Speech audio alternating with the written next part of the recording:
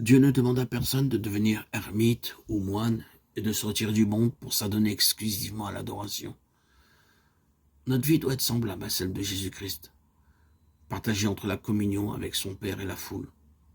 Celui qui se contente de prier se lassera bientôt de le faire, ou ses prières finiront par n'être plus que de vaines redites.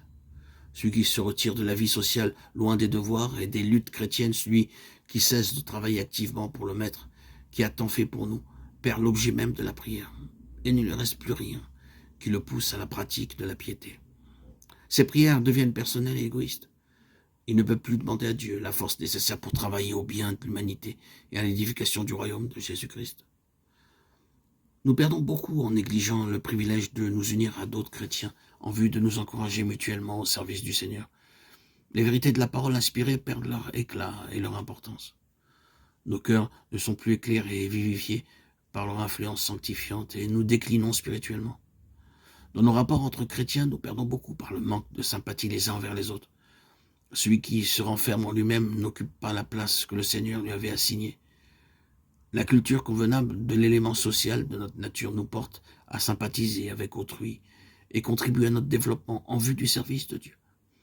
Si les chrétiens voulaient se réunir pour se parler mutuellement de l'amour de Dieu et des précieuses vérités de la rédemption, ils trouveraient force et rafraîchissement. Chaque jour, il nous est possible d'avoir une connaissance plus profonde de notre Père Céleste.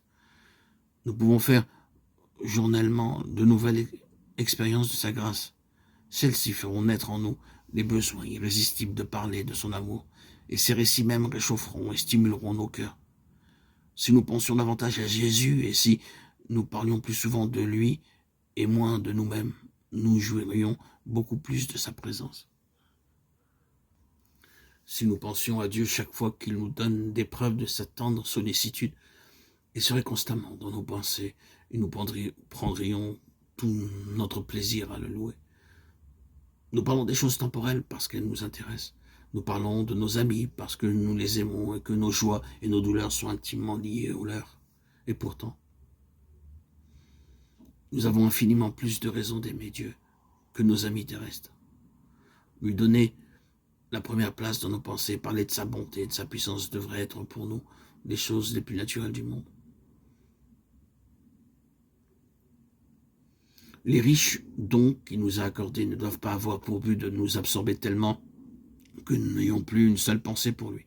Ils sont destinés à nous rappeler sans cesse notre bienfaiteur céleste et à nous attacher à lui par les liens de l'amour et de la reconnaissance. Nous sommes trop terre à terre. Élevons nos yeux vers la porte ouverte du sanctuaire céleste où la lumière de la gloire divine brille sur la face de Jésus-Christ. Et souvenons-nous qu'il peut sauver parfaitement ceux qui s'approchent de Dieu par lui. Hébreux 7, 25.